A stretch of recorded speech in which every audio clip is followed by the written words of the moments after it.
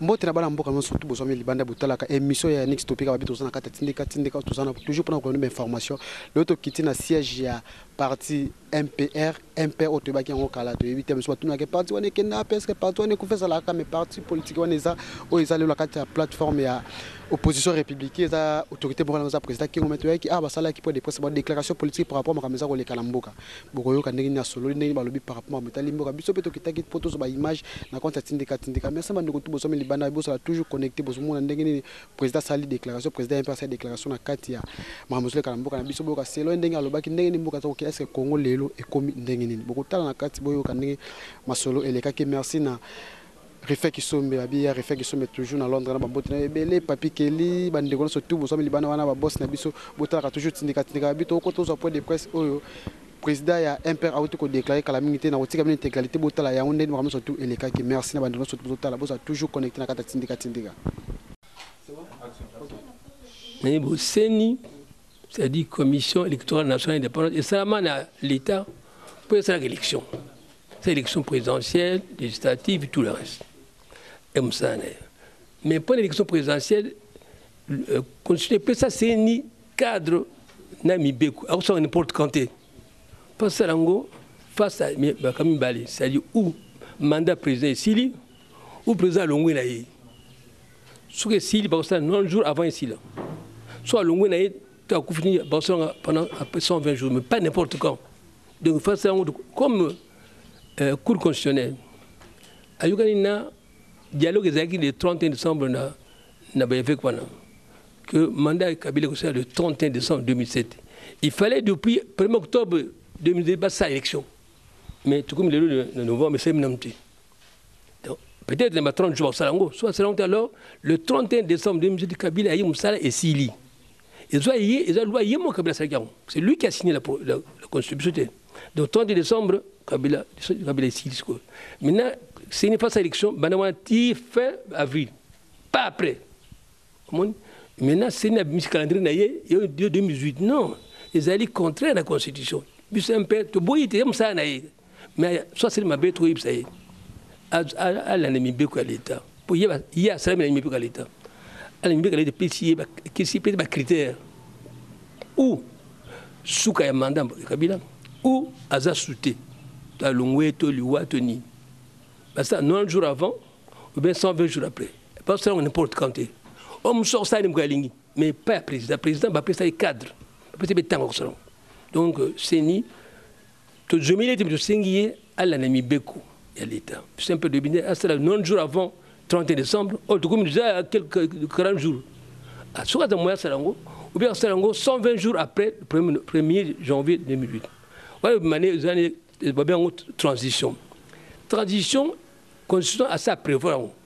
C'est 90 à 120 jours. Ils sont dirigés par un président intérimaire. Ils ont mis le président Sénat, le président chef d'État, donc shooté. Mais ils ont dit tout le qui était pour se faire passer à Pona déjà. À Pona, président Sénat. Tu es bon, tu es bien. Dans le 2006, tu es bien. C'est d'une manière impersonnelle. On a d'une manière impersonnelle. Ce que le président Longwe, de transition pour la présidence Moussa. Transition, ils ont dit à Parlement, transition à président. À Longwe, on a voté à Yénamté. Une transition va être dirigée par le président Sénat. Ils ont dit tout pour nous. Non. On ne peut pas ça pour nous. C'est le président. Soit c'est le président. Pour que la présidence Sénat, c'est tout. Voilà l'autre. Le message nous est congolais, tous les Libanais la diaspora, tout baso bunda pour Namboka. Pardon? Le message nous est la diaspora, surtout baso Libanais baso bunda pour Namboka, pour Congo. Mais Bango, pour pas bunda Congo, mais c'est juste bon tout le Congo. Mais pour le Congo, il faut tout le cadre. Loi, c'est la constitution pour tout le monde. Congo souvent la loi. Et non pas souvent non. Il y a Congo souvent la loi. Donc là, tout l'application, il y a constitution. Oh, tu votes, on a 85%. Puis c'est un père, tu votes qui en un père, tech ma beaucoup. A bêti qui c'était ma casse. Que conseil il est cas. Donc tu appliques en tout. J'ai battu dans la diaspora. Balanda constitution. Balanda tout ça au dialogue. Non, on a perdu de temps. Tout la constitution. La constitution a tout prévu. Mon bout à l'oba, celui qui obéit ne se trompe pas. Balobi, Vox Populi, Vox de Dieu. La voix de Dieu, le peuple, ça va de Dieu. Or, Dieu a bon raté. Donc, ce peuple n'est pas bon à péter. Quand le peuple a levé ça, quand il y a sorti du milieu, le peuple a levé, on a la constitution. Tout le temps, la constitution, comment la France, c'est simple. Il y a une compliqué. Tout le temps, on doit appliquer. C'est tout. Il y a des non. Tu appliques la constitution à Boupia. Merci. Voilà. Bonjour, mesdames. Bonjour, mesdemoiselles et bonjour, messieurs. Je vous souhaite au nom de mon parti la bienvenue à ces endroits érigés momentanément en permanence du MPR. Et ceci pour vous apprendre, sinon vous communiquer, l'appréciation du mouvement populaire de la Révolution, du processus électoral tel que élaboré par la CENI.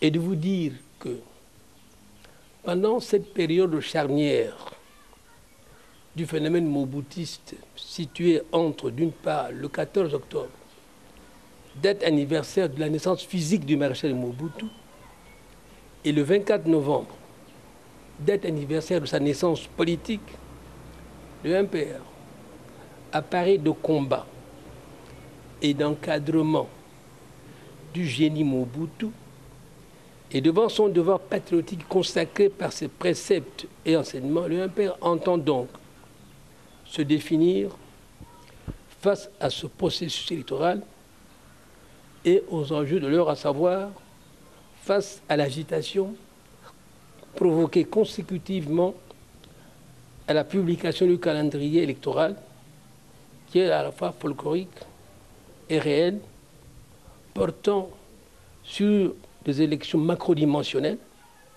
assorties des contraintes qui n'ont jamais apparu aux élections ni de 2006 ni de 2011. Car les mêmes efforts consentis pour les dites élections devraient être faits impérativement en 2016, 2017 et plus tard.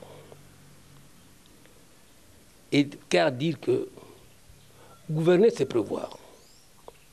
À ce titre, la CENI n'est pas fondée à invoquer des contraintes à gérer entre le CNSA, la CENI et le gouvernement pour que ne soit pas un moyen d'éluder l'organisation des élections introduite par la présidentielle, même avant décembre 2017, car les autres élections pourront attendre consécutivement aux articles 103 et 105 de la Constitution. Le MPR ne rejette nullement ce calendrier, mais invite les animateurs du CNCA, gouvernement et CENI, à se serrer les coudes pour respecter sans détour la Constitution afin d'éviter que la date fatidique, l'échec de leur soit imputé totalement comme dirigeant du pays. En principe, le pays est un patrimoine commun à tous les Congolais. La Constitution a fixé les règles de gestion de ce patrimoine et ceux qui en sont chargés en ont l'obligation de redevabilité envers le souverain originel qui n'en a vu aucun depuis 17 ans. En effet, depuis 2006, la population est sous oxygène. Toutes les promesses d'un mieux-être, notamment le droit à une vie décente, le respect des droits de l'homme, la bonne gouvernance, sont foulées aux pieds. Des 50 milliards de dollars américains produits annuellement par le pays, 10% à peine atterrissent péniblement dans les caisses de l'État. Ainsi donc, coulage sur coulage, terme consacré pour organiser l'évasion d'avoir de l'État vers les paradis fiscaux, et nul ne s'en émeut malheureusement. On impute nos misères à la communauté internationale et on brandit la souveraineté pour ceux, en oubliant que le statut de l'État indépendant du Congo, défini à la conférence de Berlin en 1884, fait de la RDC une locomotive en Afrique. À la place d'en prendre conscience et de coopérer avec la communauté internationale sous le couvert de la Belgique aux relations séculaires avec nous, on substitue toute cette voie harmonieuse à des slogans politiciens contre-productifs à travers lesquels on masque le crime organisé depuis 17 ans. On jette l'opprobre sur l'opposition qui ne fait que son travail d'élever la contestation garantie par la Constitution. L'accord de la Saint-Sylvestre du 31 décembre 2006 paraît être éludé.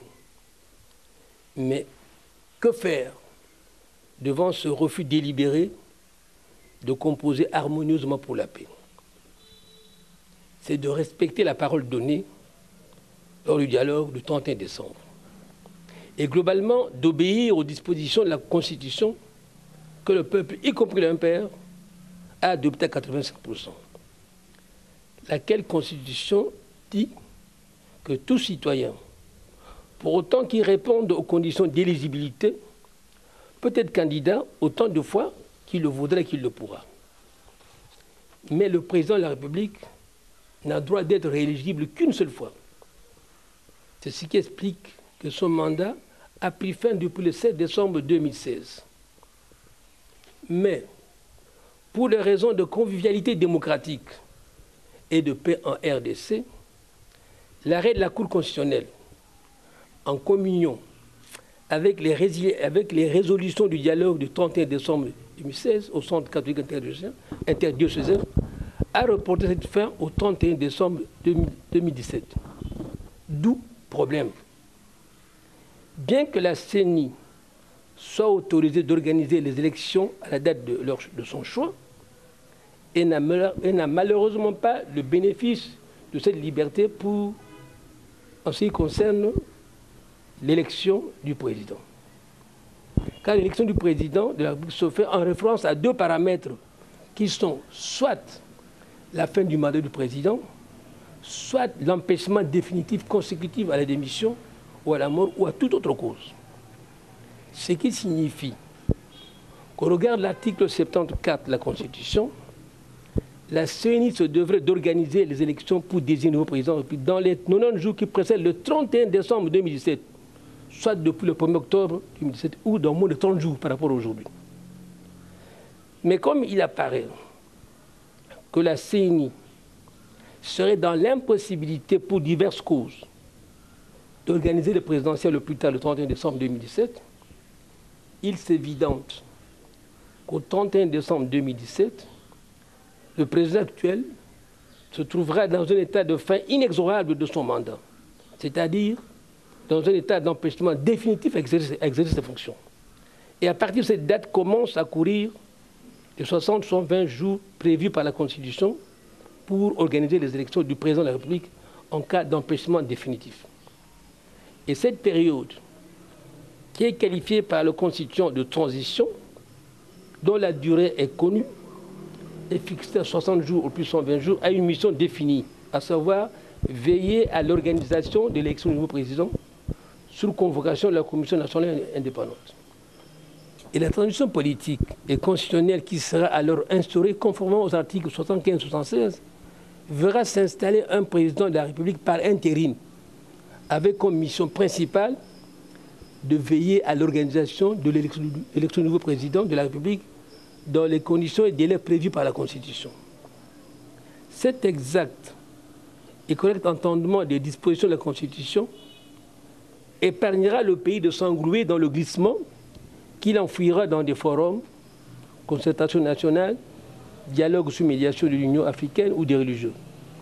Car tous ces forums étant pour le MPR perte de temps, débauche d'énergie et gaspillage d'argent, puisque n'étant pas constituante, seule structure qualifiée légalement et donc légitimement pour apporter quelques modifications à la Constitution.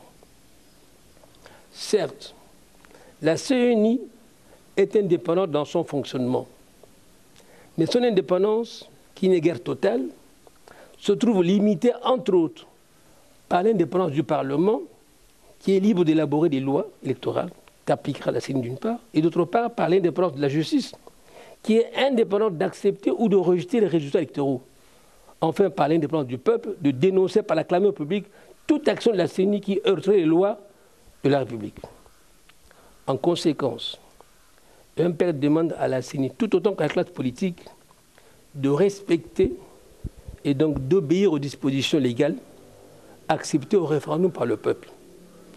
Car, comme l'a enseigné le maréchal Mobutu, celui qui obéit ne se trompe pas. Or, disent les sages latinistes, vox populi, vox Dei, c'est-à-dire la voix du peuple et la voix de Dieu. Et Dieu est infaillible. Conséquemment, le peuple ne se trompe pas. Donc la CENI, comme la classe politique, seront bien inspirés d'obéir à la volonté du peuple en appliquant les dispositions de la Constitution que le peuple a votée à 85%.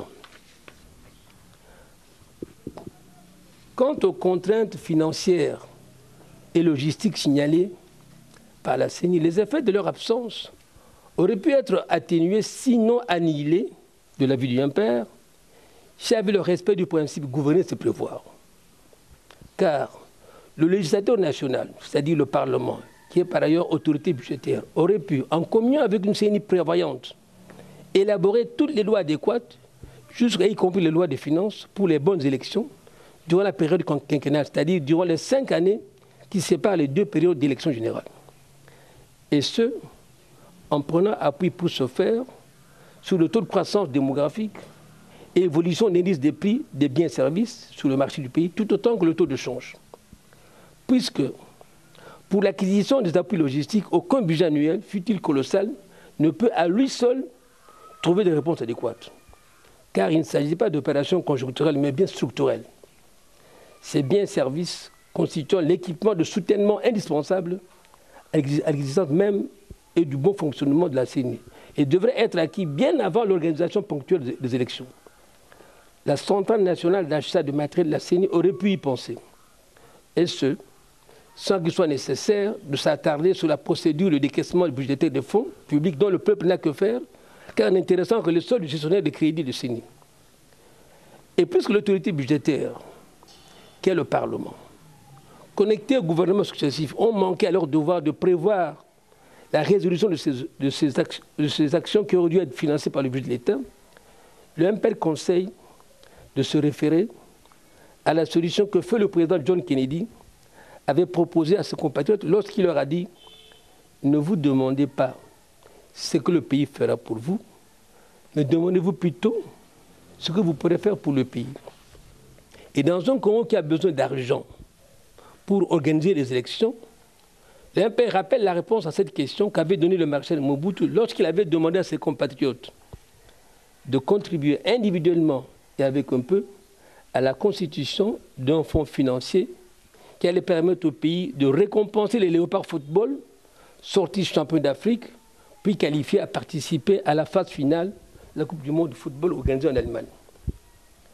Cependant, s'il s'avérait que le revenu actuel des compatriotes serait inélastique aux besoins budgétaires des élections, l'Impère suggère de recourir aux personnes tant morales que physiques, étrangères ou nationales, disposées à soutenir, grâce à leur fortune, l'organisation d'élections transparentes, apaisées et crédibles, qui déboucheraient sur une alternance civilisée en RDC.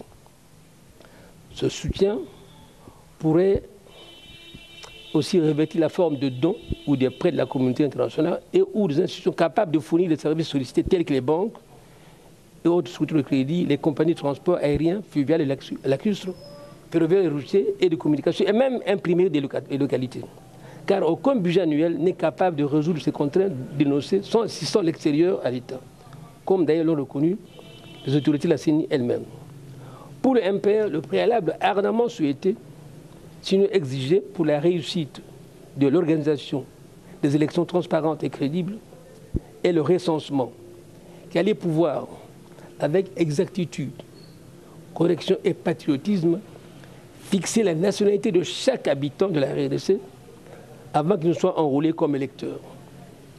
Travaux qui auraient dû être réalisés effectivement et respectivement par le ministère de l'Intérieur, qui est chargé de suivre les mouvements de la population, et soutenu par celui du plan, qui exploite les chiffres des dits mouvements par des recensements aussi bien administratifs que techniques.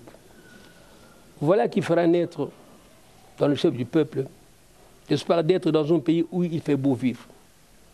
Car, comme l'a dit Talleyrand, ministre des Finances de Napoléon Bonaparte, faites-moi de la bonne politique et je vous ferai de bonnes finances. En d'autres termes, l'économie ne sera avantageuse pour le peuple que grâce à une gouvernance politique crédible et donc acceptée. Et comme le disait le maréchal Mobutu lui-même, chaque gouvernement sera jugé par sa capacité à nourrir son peuple, et ce grâce à la paix et à la cause nationale instaurée et conduite par un président de la République crédible et donc accepté.